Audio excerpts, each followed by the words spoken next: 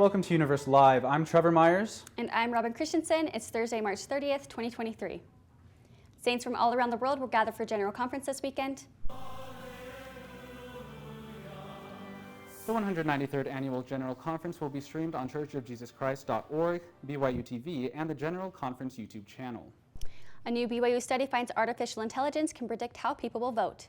The study simulated real voter demographics from previous elections and found high similarities between how the AI and humans voted.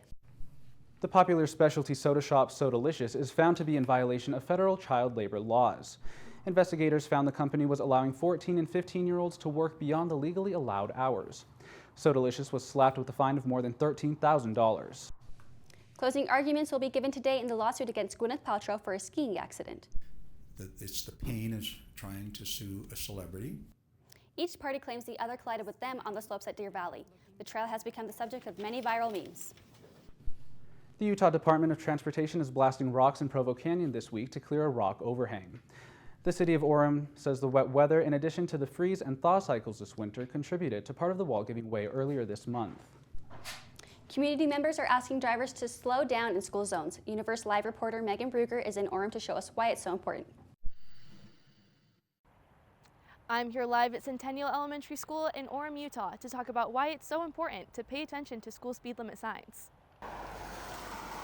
School speed limit signs marking school zones are there to keep kids safe.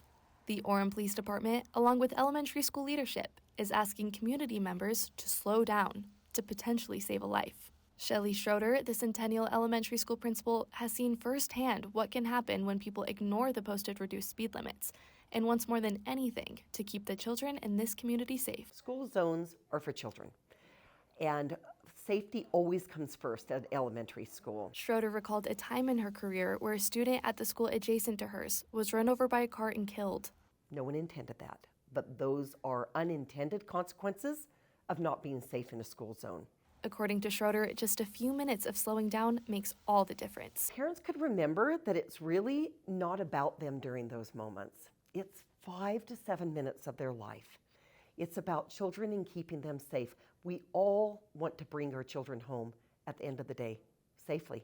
A study done by Safe Kids Worldwide found that every day in the U.S., more than 40 kids are hit by a vehicle while walking. That's more than 15,000 children injured each year. Schroeder believes it's not the children at fault, but parents and other distracted drivers. Children know best. We're out there honestly because there's a trust factor with parents. Drivers need to commit themselves to caution, thinking ahead to protect those in the community. That extra 3 minutes that it took you, that you might be late for, in the long run, that doesn't matter. Let's do our part to keep our community safe. Reporting for Universe Live in Orem, I'm Megan Bruger. An American journalist with the Wall Street Journal is arrested in Russia for espionage.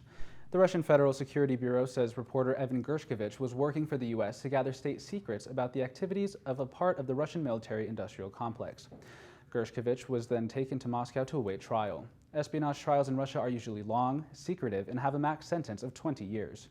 The Wall Street Journal denies all allegations and are seeking the immediate release of their journalist. Police and fire crews find human remains in a Spanish Fork house that burned down. The remains of an older woman were found in the rubble. The body is believed to be that of the homeowner. The Utah Medical Examiner is still working to confirm the identity of the victim. Authorities say they searched through the burnt debris all day. The cause of the fire is still unknown and under investigation. The Emery County Republican Party will vote whether or not to censor Senator Mitt Romney. The statement accuses Senator Romney of abandoning Republican principles. Romney has made headlines for acting outside of his party lines by marching with Black Lives Matter, voting to impeach Donald Trump, and avoiding endorsement of Senator Mike Lee. The Emery County Republican Party is now calling on Utah Republicans to support conservative candidates opposed to him.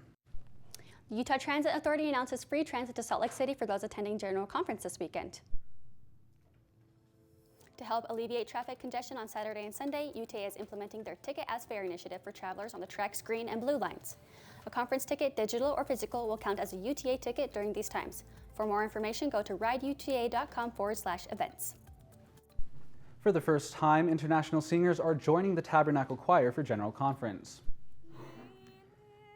Choir members are typically required to live within a 100-mile radius of Salt Lake, but singers from 6 countries outside the U.S. will be joining the choir this weekend.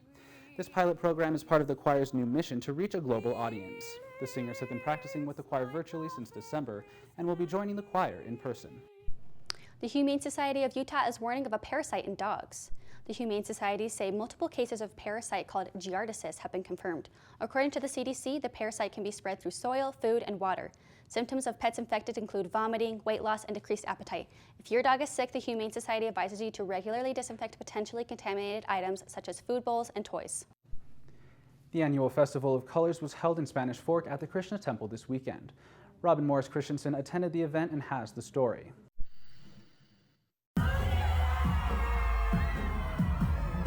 The Hindu holiday is celebrated by throwing powdered colors in the air and is observed worldwide. Traditional meaning of Holi is welcoming of the Spring Festival. It's kind of the victory of good over evil. The festival in Spanish Fork is one of the largest in the country, welcoming thousands of people and lasting for 2 days. Yeah, it's a lot of fun. Activities like henna hand painting are available for celebrators, We did it really fast, and it's beautiful. as well as food trucks, shopping, and even llamas. This has been great. There's a lot of energy, a lot of fun. People are dancing together. Traditionally, when people are covered in the colors, it means everyone is equal and full of love. Everybody is like making everyone feel together. It's a great feeling. The free and joyful spirit of the event brings people back year after year. This is my 15th year that I'm coming for the Holi Festival celebration. Performers lead the crowd in high energy singing and dancing for an immersive experience in the Indian culture and Hindu religion. Came to have a good time and celebrate. Everyone is invited to come to the festival and join in on the fun. Thanks, Robin. If you couldn't make it to the Spanish Fork Festival, there are other color festivals coming up throughout Utah, and you can find more information on festivalofcolorsusa.com. Starting April 1st, Arches National Park will require guests to make reservations for park visits. The change is designed to reduce congestion. Visitors will need to purchase a timed entry ticket, which allows them to enter the park during a designated 1-hour window. Visitors may then stay in the park for the rest of the day. Reservations are released 3 months in advance on reservation.gov with a first-come, first-served policy. The 2024 to 2025 season for the U.S. Fulbright Scholarship is now open. The Fulbright Student Program is a government-run initiative to encourage recent graduates to spend time abroad. Chosen applicants will travel to one of over 140 nations to conduct research, complete graduate studies, or teach English abroad. Fulbright encourages students to begin applying their junior year. Informational meetings will be held in the Wilkinson Center tomorrow at 10, 11, and noon. To register for the seminar, go to calendar.byu.edu and search Fulbright Student Day.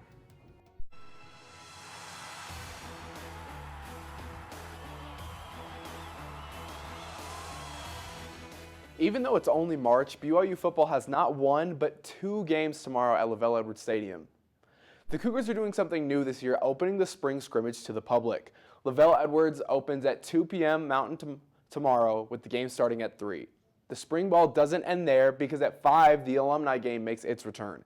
Last year's game ended in a game-winning Hail Mary touchdown from Max Hall, so we'll see if the Madison March carries over to football tomorrow. BYU baseball starts their 3-game series with Gonzaga today. This will be the 62nd meeting between the Cougs and Zags, with BYU down 27-34 all time. The Cougars walk into Spokane at 8-15, going 2-2 last week, while having a losing conference record this season at 2-4. Splitting in Spokane creates an opportunity to get the season back on track, taking down the number 2 WCC team. Tonight's game starts at 6 Mountain, with all 3 games being broadcast on BYU Radio.